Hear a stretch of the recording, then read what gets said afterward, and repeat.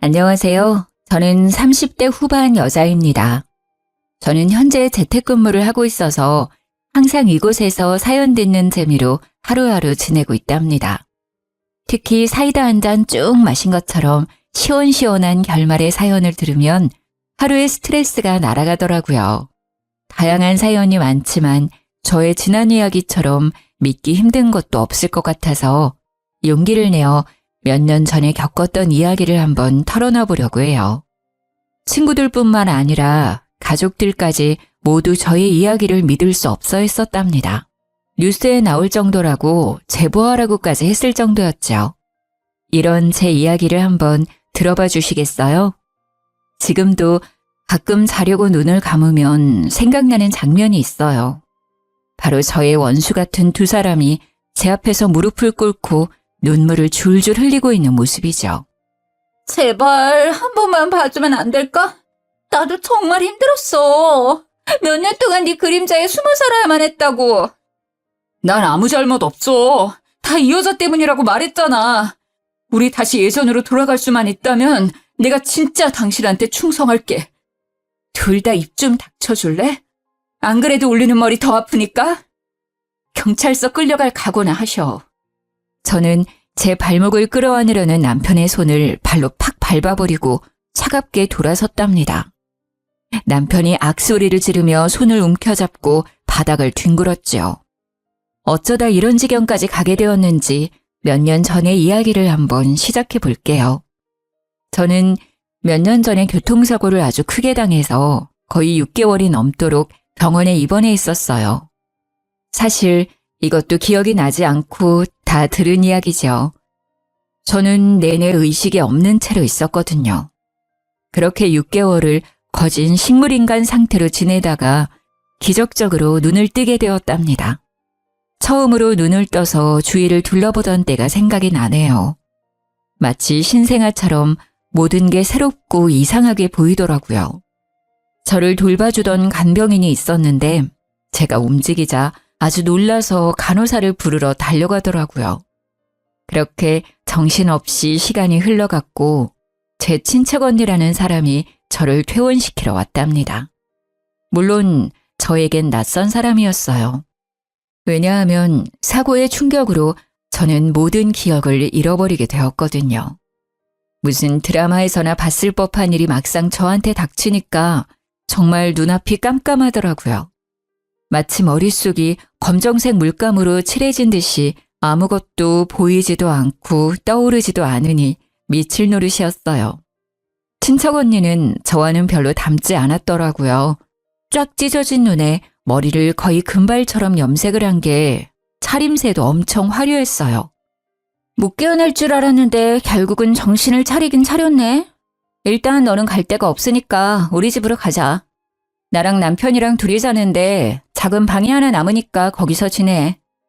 난 집이 없었어? 나이가 36인데 직장도 없고? 부모님은? 넌 천의 고아야. 너네 부모님이 너가 아주 어릴 때 돌아가셔서 넌 우리 집에서 빌부터 살았어. 작은 구멍가게 같은 회사 다니긴 했는데 사고 나기 전에 이미 관뒀고. 한마디로 너는 나이만 들고 돈도 없는 백수지. 그럼 지금까지 언니 집에서 얹혀 살았다는 거야? 언니 부모님이랑? 아니 그건 아니고. 너도 작은 원룸에서 혼자 월세로 살았는데 알다시피 너 6개월 동안 병원에 있었잖아. 그래서 내가 방 뺐지. 그 보증금은 네 병원비로 다 나갔어. 야, 내가 네 병원비도 보태줬다. 나중에 다 갚아. 알았어? 암튼 그만 물어보고 퇴원이나 하자. 언니는 제가 병원에 있는 동안 저를 돌보기가 많이 힘들었던 건지 아주 쌀쌀맞더라고요.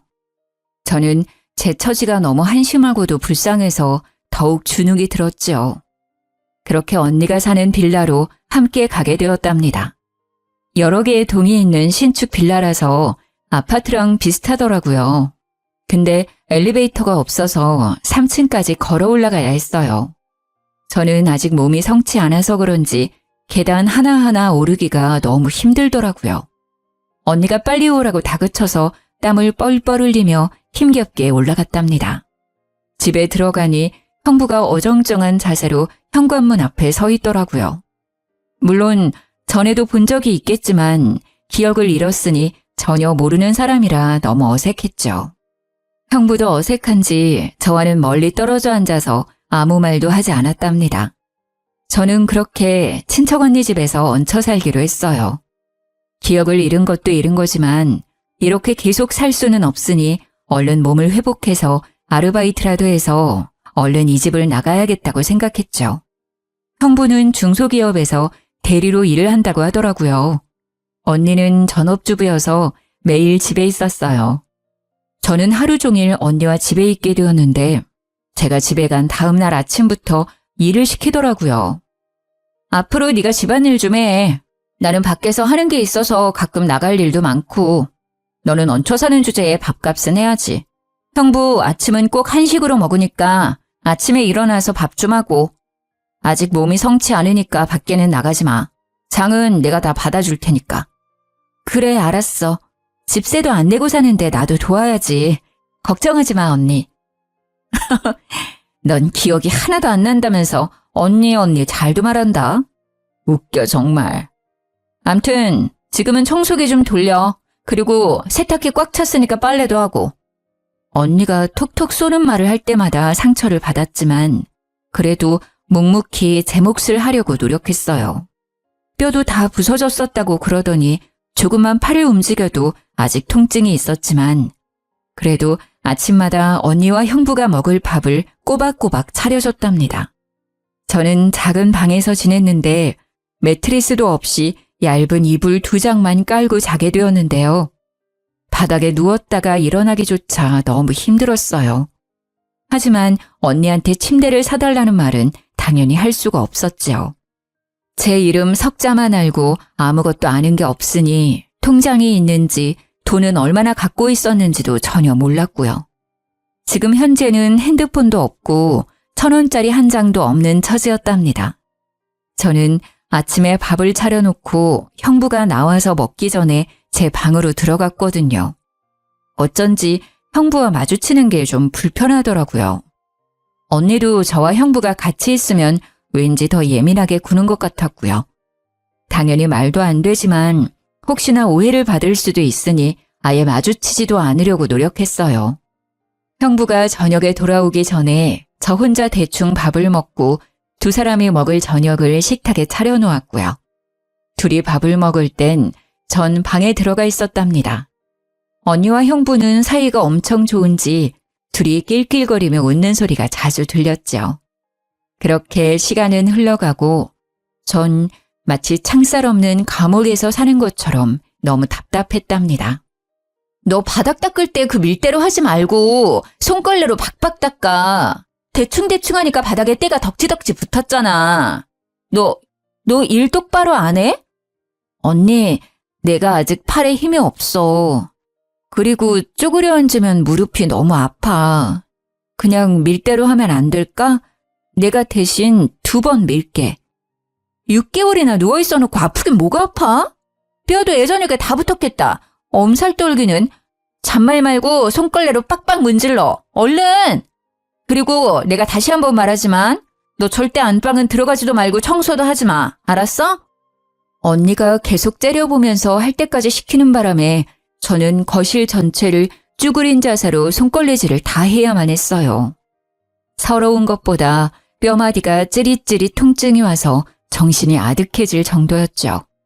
그날 밤엔 너무 아프고 제 처지가 처량해서 혼자 펑펑 울었답니다.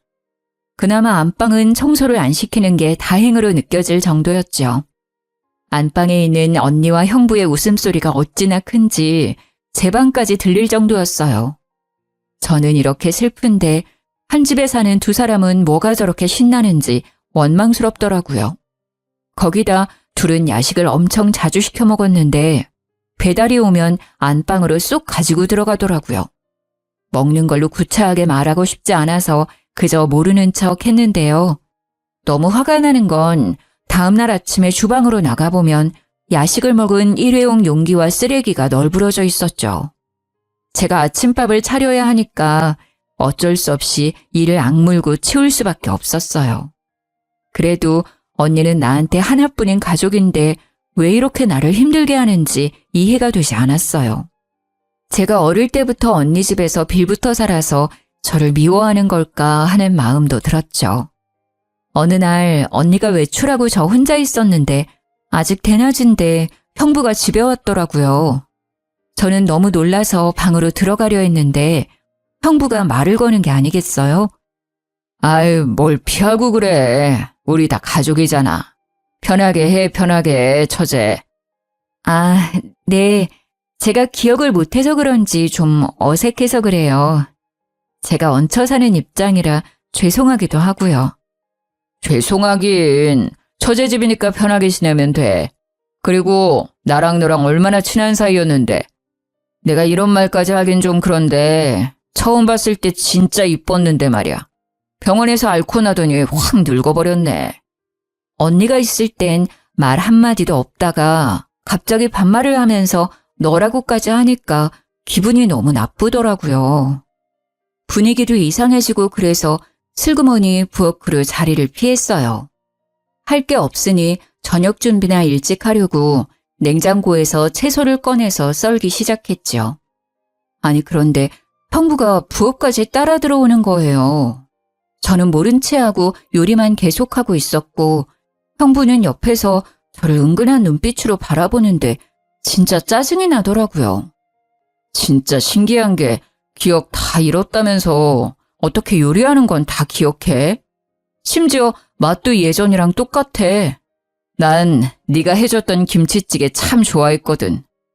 오늘 김치찌개 해줄래? 어느새 제 바로 옆까지 와서는 이런 말을 하는데 소름이 쫙 끼치는 거 있죠. 근데 갑자기 형부가 제 손을 덥석 잡는 게 아니겠어요? 저는 너무 놀라서 형부 손을 팍 쳐버렸어요. 지금 뭐 하는 거예요? 아까부터 이상한 말이나 하고 그 기분 나쁜 눈빛은 또 뭐예요? 언니한테 다 말해도 돼요? 저는 다 내동댕이 쳐버리고 방으로 들어와서 문을 잠가버렸어요. 밖에서는 한동안 아무 소리도 없다가 텔레비전 소리가 나더라고요. 저는 밖으로 나가기가 싫어서 그대로 잠을 자버렸어요. 시간이 얼마나 지났을까 갑자기 제 방문을 부서져라 쾅쾅 치는 거예요. 깜짝 놀라서 잠에서 깼는데 언니의 화난 목소리가 들렸어요. 야, 문 열어. 너 뭐 하는 거야? 지금이 몇 시인데 밥도 안 해놨어. 형부도 굶고 있었잖아. 당장 문 안 열어? 저는 얼른 방문을 빼꼼 열었는데 언니가 팍 젖히고 들어왔답니다. 너 지금 잔 거야? 이제 아주 간이 배 밖으로 나왔구만. 전기세 10원도 안 내고 얹혀 사는 주제에 새끼 밥하라는 게 그렇게 어렵냐? 나 지금 배고파 죽겠는데 어떻게 책임질 거야? 미안해. 내가 금방 차려줄게. 언니 샤워하는 동안 다 해놓을 테니까 얼른 먼저 씻어. 언니는 눈이 돌아갈 정도로 저를 노려보고는 씩씩대면서 화장실 문을 쾅 닫고 들어가 버렸어요. 저는 정신없이 저녁 준비를 했죠. 거실에서 형부가 계속 저를 느긋하게 바라보는데 진짜 밥그릇을 던져버리고 싶을 정도로 너무 싫었답니다. 그때 화장실에서 나온 언니가 머리에 물을 뚝뚝 흘리면서 소리를 삑 지르더라고요. 당신 지금 뭘 그렇게 봐? 지금 누구 보냐고! 보긴 뭘 봐. 맛있는 냄새가 나서 메뉴가 뭔지 한번 보려고 그랬지. 배고파 죽겠네. 저는 잘못한 것도 없는데 괜히 찔리는 마음이 들어서 집에 있는 게 너무 불편했어요. 이럴 때 밖에라도 나가서 산책 좀 하고 싶은데 언니는 절대 밖에 못 나가게 했거든요. 퇴원한 지 3개월이 넘어가는데 빌라 밖을 나가보지도 못했답니다. 언니, 좀 답답해서 그런데 밖에 좀 나갔다 오면 안 될까? 형부랑 언니 편하게 저녁 먹게 좀 나가 있을게. 나가긴 어딜 나가. 동네 돌아다니지 말라고 했지. 가뜩이나 뼈 쑤신다며. 몸에 찬바람 들어서 아예 자리 깔고 누우면 어쩌려고. 그 지긋지긋한 간병을 나한테 또 하라는 소리야? 몸 회복될 때까진 절대 나가지 마. 알았어? 저는 주눅이 들어서 밥도 먹을 생각도 안 하고 그대로 방으로 들어올 수밖에 없었어요. 그 후로 언니는 점점 더 저를 괴롭히기 시작했죠. 왠지 형부와 제 사이를 의심하는 게 아닐까 싶었답니다. 언니는 집에서 하루 종일 저를 감시하다시피 했어요. 제가 낮잠 좀 자려고 누우면 불이 나게 와서는 팔자 좋다면서 자꾸 억지로 일을 만들어 시키곤 했죠. 하루는 소파에 앉아서 매니큐어를 바르고 있다가 저한테 이러더라고요. 너 밖에 나가고 싶댔지? 1층에 생수 배달 왔거든? 그것 좀 다 가지고 올라와. 6개니까 빨리. 저는 그렇게 몇 달 만에 계단을 내려갔네요. 천천히 내려가 보니 1층 출입문 앞에 생수 6박스가 쌓여져 있는 게 아니겠어요? 저는 6병을 말하는 줄 알았는데 말이죠. 너무 놀라서 입을 쫙 벌리고 한참을 서 있었는데 3층에서 언니 목소리가 날카롭게 들려왔어요. 제사 지내니? 빨리 하나씩 들고 올라오라니까. 언니, 너무 무거워서 못 들 것 같아. 혼자 계단 올라가는 것도 힘든데 이걸 어떻게 들고 올라가. 해보지도 않고 깨부터 쓰는 거 봐. 일단 들어봐. 그런 것도 해야 힘도 기르는 거지. 빨리. 저는 울상을 지으며 한 박스를 들고 계단을 오르기 시작했어요. 이를 악물고 한 계단씩 내딛는데 진짜 힘들더라고요. 땀을 뻘뻘 흘리면서 한 박스를 겨우 갖다 놓았답니다. 안간힘을 써서 두 번째 박스를 올려다 놓았는데 진짜 몸에 경련이 오는 것처럼 뻣뻣해지더라고요. 제 모습을 보고 언니도 놀랐던지 한마디 했죠. 야, 됐다. 하나 더 날랐다간 아주 장사 지낼까 무섭네. 나머진 형부한테 하라고 할 테니까 들어와. 간신히 방까지 기어들어가서 이불에 누워 한참을 있으니 점점 몸이 안정이 되더라고요. 제가 생수 한 상자도 못 들 정도로 몸이 약해진 것도 너무 속상하고 이런 대우를 받으면서도 이 집에 붙어 있어야만 하는 제 처지가 너무 슬펐답니다. 아르바이트를 구하려고 해도 인터넷으로 좀 알아보고 해야 하는데 핸드폰이 없으니 너무 불편했어요. 세상 돌아가는 것도 하나도 모르고 진짜 감옥 안에 있는 것 같았죠. 그렇게 한 달 정도 더 흐르고 더 이상 참을 수가 없어서 언니한테 말을 해봤어요. 언니, 진짜 미안한데 나 핸드폰 하나만 구해주면 안 될까? 중고도 괜찮아. 맨날 집에만 있는 게 핸드폰이 왜 필요해? 이젠 좀 살만해졌나 보지? 나도 돈 없어. 코딱지만한 빌라에 사는 거 보면 몰라? 핸드폰 같은 소리 하고 있네 진짜. 언제까지 이렇게 얹혀 살 순 없잖아. 나도 일도 구하고 작은 방도 알아보고 하려면 핸드폰 하나는 있어야지. 부탁할게. 아이고, 생수 박스도 못 드는 게 밖에서 잘도 일을 하겠다. 돈 버는 게 장난이야? 넌 가만히 있는 게 도와주는 거야. 그딴 생각하지 말고 얼른 밥이나 해. 하루는 밖에 날씨가 너무 좋아서 바람을 너무 쐬고 싶더라고요. 마침 주말이라 언니와 형부도 오랜만에 나가더라고요. 저는 이때다 싶어서 잠깐만 나갔다 오려고 밖으로 나갔답니다. 정말 감옥에서 탈출한 죄수라도 된 것처럼 밖의 공기가 이렇게 시원하고 좋을 수가 없었네요. 돈이 한 푼도 없었기 때문에 그냥 동네만 빙빙 돌고 있었는데 카페에서 사람들이 시원한 커피를 마시는 걸 보니 너무 먹고 싶더라고요. 그래서 멍하니 카페 안을 들여다보고 있었어요. 그때 누군가 제 어깨를 톡톡 치는 게 아니겠어요? 순간 언닌가 싶어서 너무 놀라 뒤를 돌아봤답니다. 맞네, 맞아. 세상에, 드디어 집에 온 거야?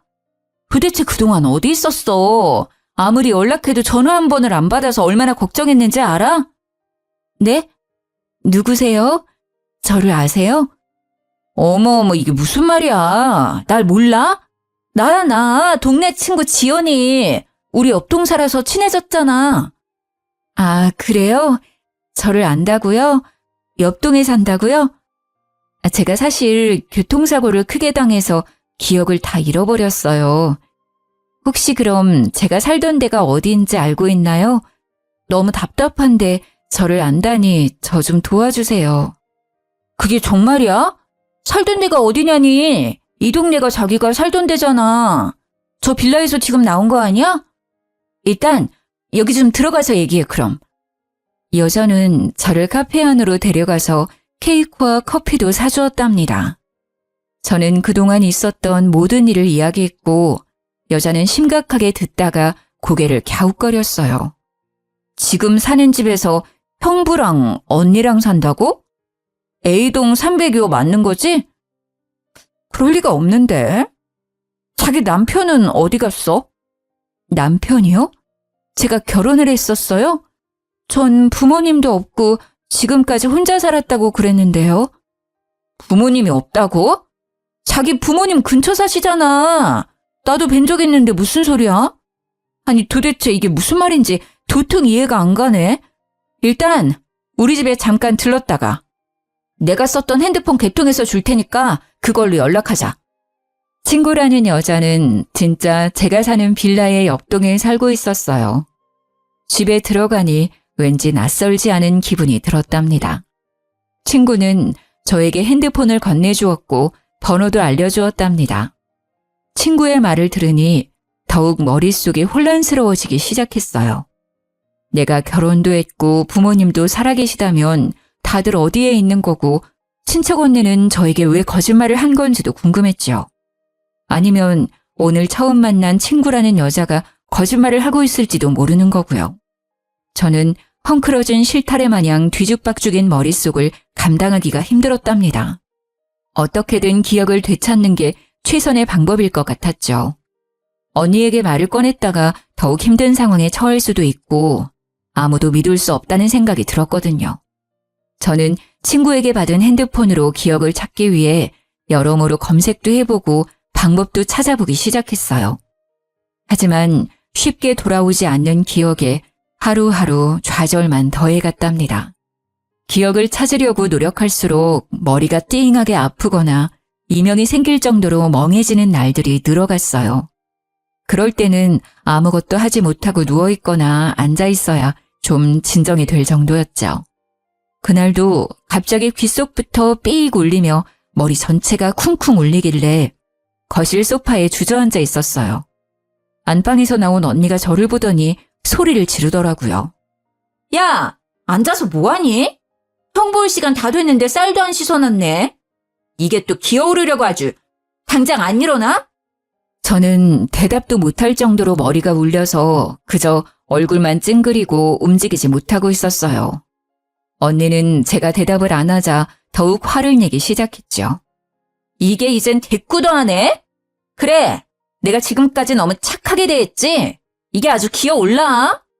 언니는 순식간에 제 머리채를 잡고 흔들기 시작했답니다. 저는 너무 아파서 악 소리를 질러댔어요. 언니는 제 머리를 좌우로 흔들어대더니 팍 놓아버리더라고요. 제가 바닥에 주저앉아 있자 제 뒤통수를 빡 갈기는 게 아니겠어요? 저는 순간 억 소리를 지르며 몸이 앞으로 구부러졌죠. 갑자기 머릿속에서 번개가 치는 것처럼 번쩍하더니 마치 전선이 이어지는 것 같이 찌릿찌릿하더라고요. 나 너무 머리가 아파. 이게 무슨 짓이야? 왜 머리채를 잡아? 진짜 언니 맞아? 왜 이렇게 나를 괴롭혀? 저는 언니를 돌아보고 소리를 질렀어요. 그때 또 귀가 멍해지더니 머릿속에 전기가 오르는 것 같았어요.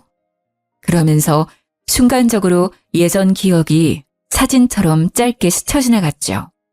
저는 기억이 조금씩 돌아오고 있다는 걸 본능적으로 느낄 수 있었답니다. 그런데 정말 이상한 게 스쳐 지나간 기억 중에서 형부의 얼굴이 선명하게 보였다는 점이었어요. 저는 형부가 너무 불편하고 싫은 마음까지 있어서 그런지 왜 형부의 얼굴이 크게 보였는지 이상했죠. 예전에 형부가 말한 대로 진짜 친한 사이였나 싶은 생각도 들었답니다. 언니의 감시를 받으며 집에서만 지내야 하는 시간이 계속되었지만 핸드폰이 있었기 때문에 친구와 연락하면서 점점 저에 대해 더 알아갈 수 있었어요. 저는 사고당하기 전까지도 직장에 다녔었는데 심지어 꽤 괜찮은 회사였더라고요. 혹시나 하고 제가 일했다는 부서에 전화를 해봤는데 전화를 받은 직원이 진짜 저를 알고 반가워하는 게 아니겠어요? 대리님, 도대체 어떻게 된 거예요? 오랫동안 출근을 안 하시더니 하루아침에 갑자기 그만두셔서 얼마나 걱정을 했는지 아세요? 아, 저 정말 미안한데 나중에 다 설명해 줄 테니까 혹시 저에 관한 서류 좀 받아볼 수 있을까요? 인사팀에 좀 요청 좀 해주시겠어요? 직원은 제 인사 기록을 메일로 보내주었고 저는 이제야 제 이름이 뭔지 무슨 삶을 살았었는지 조금은 확인할 수 있었어요. 확실한 건 친구의 말이 사실이었고 친척 언니의 말은 모두 거짓일 가능성이 커졌다는 거였죠. 이제 보니 언니가 알려준 제 이름조차 가짜였거든요. 저는 솟구쳐오르는 분노를 숨기면서 예전과 똑같이 언니를 대했어요. 언니가 외출해서 안방에 들어갈 날만을 기다렸죠. 언니는 나갈 때마다 안방문을 잠그고 다니는데 예전에 청소할 때 열쇠 꾸러미를 발견한 적이 있었거든요. 아마도 그 꾸러미 중에 안방 열쇠도 있을 것 같다는 확신이 들어서 열쇠 꾸러미는 제 방에 숨겨놓고 있었답니다. 그렇게 안방에 들어갈 기회만 호시탐탐 노리고 있었는데요. 드디어 언니가 친구들을 만난다며 쫙 빼입고는 외출을 하더라고요. 저는 언니가 나가자마자 열쇠 꾸러미들의 열쇠를 모두 다 넣어보고 안방 열쇠를 찾을 수 있었어요. 그리고 안방으로 들어가게 되었죠. 딱 들어가자마자 머릿속에서 어떤 기억이 싹 스쳐가면서 침대며 가구 배치가 낯설지가 않다고 느꼈답니다. 저는 옷장을 열어서 알아낼 게 없는지 다 뒤져보기 시작했죠. 그런데 옷장에 아무렇게나 쌓여있는 옷들을 봤는데 친척 언니가 평소에 입는 옷들은 아니더라고요. 언니의 스타일과도 거리가 멀었고 오히려 제 취향에 가깝다는 생각이 들었어요. 그렇게 열심히 훑어보고 있는데 옷장 뒤쪽에서 딱딱한 게 만져지더라고요. 무슨 커다란 액자 같아서 낑낑대면서 꺼내봤죠. 저는 액자 속의 사진을 보고 너무 충격을 받아 입을 다물 수가 없었답니다. 결혼사진이었는데 형부 옆에서 웃고 있는 건 다름 아닌 저였기 때문이죠. 갑자기 눈앞이 흐릿해지더니 저는 그만 까무러치고 말았어요. 얼마나 시간이 흘렀는지 깨어나 보니 제가 액자 앞에서 쓰러져 있더라고요. 정신을 차려보니 머리도 깨질 듯이 아파왔어요. 저는 한참 동안 머리를 손으로 꽉 누르면서 통증이 멈추길 기다렸고 동시에 모든 기억이 돌아왔다는 걸 직감적으로 깨달았답니다. 그동안 있었던 모든 일들이 파노라마처럼 빠르게 스쳐 지나갔고 제가 처한 기막힌 현실도 깨달을 수 있었어요. 저는 충격과 배신감으로 몸을 부들부들 떨면서 눈물을 줄줄 흘렸답니다. 저를 퇴원시키고 이 집으로 데려온 친척 언니는 바로 남편의 상간녀였습니다. 그 여자와 처음 대면하던 날이 떠오르더라고요. 남편은 꽤나 자상한 성격이었고 퇴근 시간도 잘 지켰기 때문에 바람을 필 거라는 생각은 전혀 하지 못했었어요. 저도 회사 일이 너무 바쁘고 피곤해서 사실 남편에게 신경을 덜 쓰기도 했죠. 나이가 꽤 있는데도 아직 아이가 생기지 않은 것도 남편과 사이가 멀어지는 하나의 이유였을 거예요. 어느 날 어떤 여자가 대뜸 전화를 했더라고요. 김민철 씨 와이프 되시죠? 오늘 시간 되면 좀 만나죠. 남편에 대해 할 말이 있어요. 누구신데 갑자기 전화해서 남편 얘기를 꺼내시죠? 무슨 일인지도 모르고 그쪽 신상도 모르는데 내가 왜 그쪽을 만나야 돼요? 만나서 할 얘기니까 그렇죠. 저랑 그 사람 사랑하는 사이예요. 이 정도면 만날 이유는 충분하죠? 상간녀가 뭐 일이 당당한지 당황스럽고 남편이 그동안 저 몰래 다른 여자를 만났다는 게 믿기지가 않더라고요. 하지만 어차피 벌어진 일이고 증거라도 확실히 남겨야겠다 싶어서 그날 저녁에 카페에서 상간녀를 만났답니다. 민철 씨가 아직 내 얘기 안 했어요? 이혼 좀 해줘요. 민철 씨는 그쪽이랑 너무 헤어지고 싶어 해요. 참나. 그러니까 둘이 사랑하는 사이라는 거죠? 근데 왜 남편은 나한테 한마디도 안 꺼냈을까요? 그러니까 내가 이렇게 나선 거예요. 그쪽만 물러나면 되니까 이혼 좀 하라고요. 그건 우리 부부 사이의 일이니까 그쪽은 상관 말아요. 할지 안 할지는 내가 정하는 거니까 주제 넘게 끼지 말고. 나는 자리를 박차고 나와 당장 집으로 가서 남편에게 녹음한 걸 들려주며 따져 물었죠. 그렇게 이혼을 바라면서 왜 숨겼어? 기다려. 내가 상간녀 소송 먼저 하고 이혼 소송도 바로 걸어줄 테니까. 여보, 제발 이혼만은 안 돼. 내가 정말 잘못했어. 한순간의 실수였어. 정말이야. 이젠 다시 안 만날게. 내가 헤어지자고 하니까 그 여자가 정신이 나가서 당신한테 말했나 봐. 내가 정리할게. 제발. 남편이 상간녀와 헤어지려고 하자 상간녀가 폭발해서 저한테 모든 걸 다 밝힌 모양이더라고요. 그날부터 남편은 이혼은 절대 안 된다고 매일같이 매달렸답니다. 그와 동시에 상간녀는 저한테 매일 밤 전화를 해서 이혼하라고 소리를 질러댔죠. 진짜 지옥 같은 시간들이었어요. 저는 도저히 참을 수 없어서 양가 부모님한테 모두 털어놓고 이혼 소송을 진행하기로 마음을 먹었답니다. 그렇게 퇴근을 하고 친정 부모님을 뵈러 가려고 회사 건물을 나섰는데 남편이 저를 기다리고 있는 거예요. 제가 남편을 무시하고 지나가자 남편이 거칠게 제 손목을 낚아채더라고요. 왜 이래? 회사 사람들 보겠어. 당장 안 나? 너 어디 가는 거야? 내가 부모님한텐 절대 말하지 말라고 했잖아. 다 정리했다니까? 정리했는데 매일 밤 그 여자가 나한테 번호를 바꿔가면서 술 먹고 전화해 대니? 난 더 이상 봐줄 수 없어. 오늘 우리 부모님한테 먼저 말할 거니까 그렇게 알아. 저는 남편을 뿌리치고 횡단보도로 달려나갔어요. 그리고 그 순간 트럭의 불빛이 제 눈을 찌르는 걸 마지막으로 모든 기억이 사라졌던 거죠. 저는 남편 때문에 흥분해서 신호를 미처 보지 못하고 차도로 뛰어들었고 그렇게 트럭에 치여 사고가 나게 된 것이었답니다. 모든 기억을 찾은 저는 남편에게 전화를 걸었어요. 남편이 능글맞은 목소리로 전화를 받더군요. 처제가 웬일로 나한테 전화를 다 했어? 무슨 일이야? 언니 지금 집에 없어? 네, 언니 지금 집에 없는데요. 형부, 죄송한데 지금 바로 와주시면 안 될까요? 제가 몸이 안 좋아서요. 전화를 끊고 거의 1시간 만에 남편이 눈썹을 휘날리며 달려왔더군요. 소파에 앉아있는 저를 보더니 제 옆에 착 달라붙어 앉더라고요. 처제, 어디가 아파? 내가 좀 봐줄까? 방이 좀 눕지 그래. 처제 같은 소리하고 자빠졌네. 너 도대체 나한테 무슨 짓을 저지른 거야? 이 짐승만도 못한 놈아. 제가 돌변해서 소리를 지르자 남편이 입을 떡 벌리고 저를 쳐다보더라고요. 당신 기억 다 돌아온 거야? 언제? 어디부터 기억이 나? 혹시 전부 다? 지금 사실대로 다 말하면 당신이 원하는 대로 이혼은 안 할게. 그러니까 어떻게 된 건지 다 털어놔. 남편은 우물쭈물하다가 입을 열었죠. 물론 다 비겁한 변명일 뿐이었지만요. 당신이 사고로 머리를 너무 심하게 다쳐서 수술도 여러 번 했거든. 의사가 가망 없다고 할 정도였어. 양쪽 부모님한테 사고 났다고 말씀드리면 나 바람난 것까지 다 아실 거고. 그래서 너무 무서워서 어떻게 해야 되나 그러고 있었는데 아니 걔가 살지 죽을지도 아직 모르니까 일단 말하지 말고 기다리자는 거야.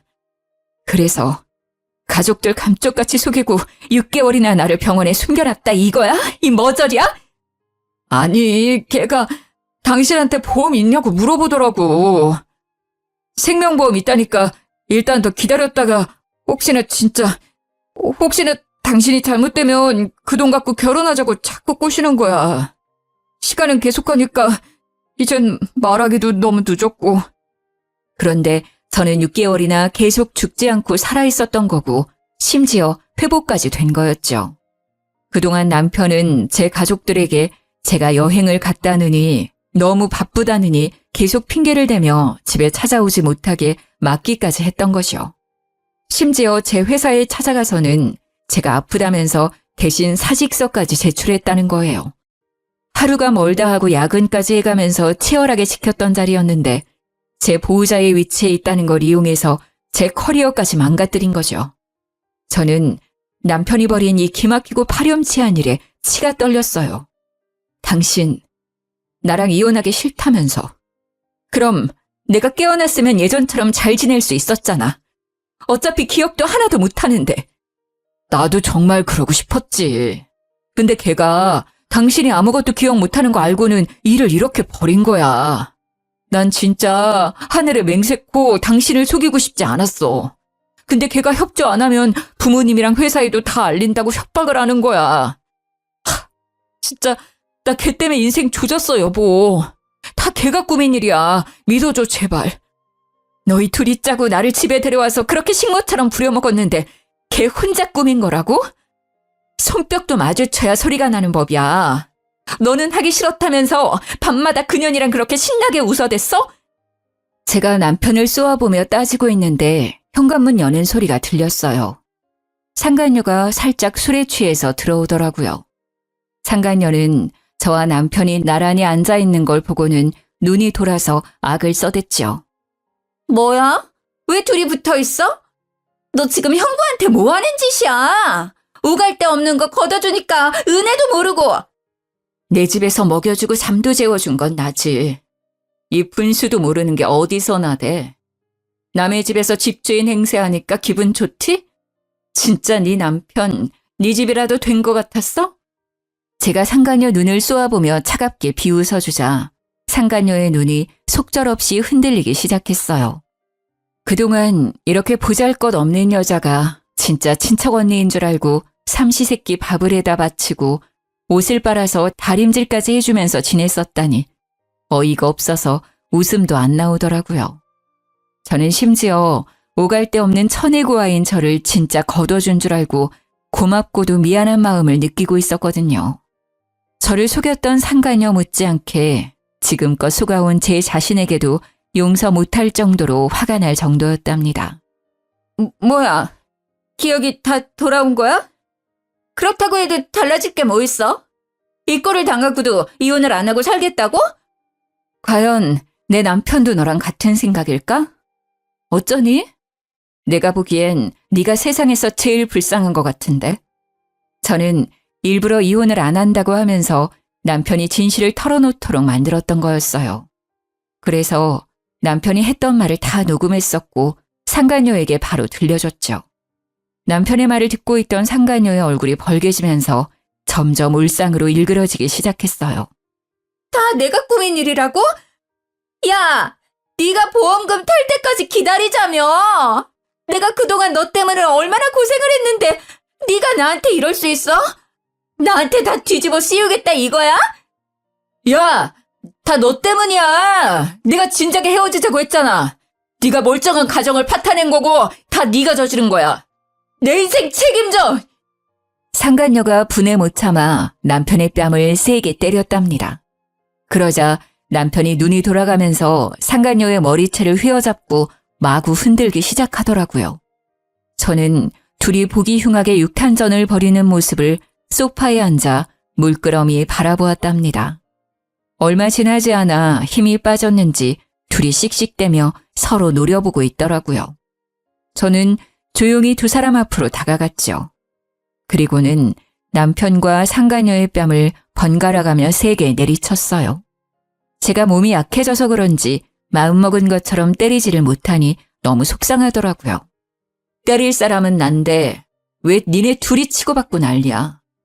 서로 그만 탓하고 너희 둘이 사이좋게 같이 콩밥 먹으러 들어갈 거니까 각오나 하고 있어. 그때 남편이 무릎을 꿇고는 종아리를 잡고 늘어졌어요. 상간녀도 그 옆에 털썩 주저앉더라고요. 여보, 제발 한 번만 용서해줘. 앞으로 허튼 짓 안 하고 당신 말만 듣고 살게. 제발 한 번만 믿어줘. 아니, 솔직히 우리가 무슨 잘못을 했어? 사고로 다친 사람 옆에서 간병해주고 병원비 내주고 집까지 데려와서 돌봐준 건데? 뭘로 콩밥을 먹일 건데? 법이나 알고 그딴 소리 하는 거야? 따지고 보니 그러네. 내가 남편이고 보호자인데 내가 사고난 배우자 돌봐준 걸로 감옥을 갈 순 없잖아.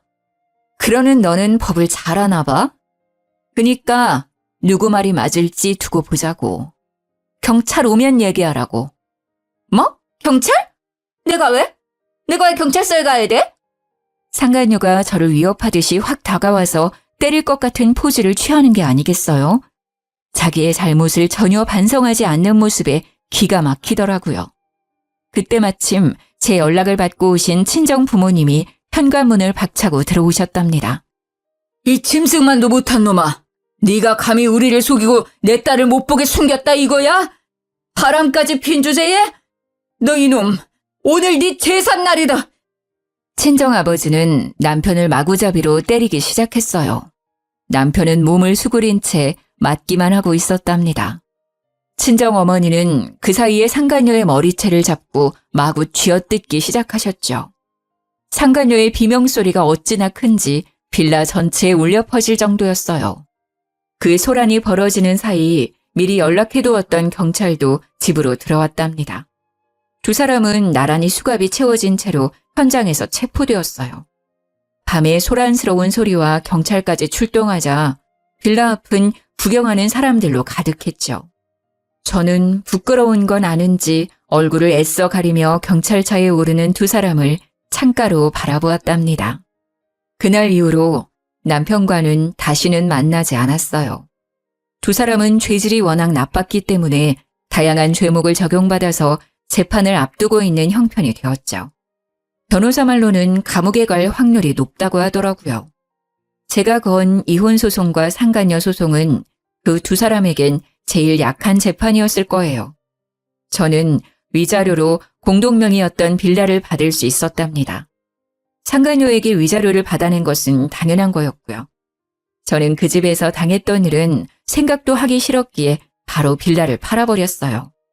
그리고 지금은 친정 부모님과 함께 지내고 있답니다. 아직 사고 후유증으로 몸이 약해진 상태라서 간단한 재택근무를 하면서 지내고 있죠. 부모님의 보살핌을 받으며 음식도 잘 챙겨 먹다 보니 확실히 점점 몸이 나아지는 기분이 든답니다. 점점 원래의 제 삶과 일상으로 돌아오고 있죠. 하지만 지금도 가끔 밤에 악몽을 꾸기도 해요.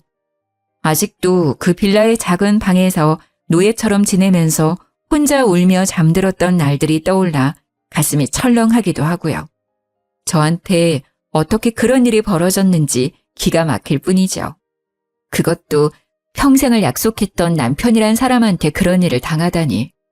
그를 사랑하고 선택했던 제 삶이 쓸모없이 느껴지는 날도 많았답니다.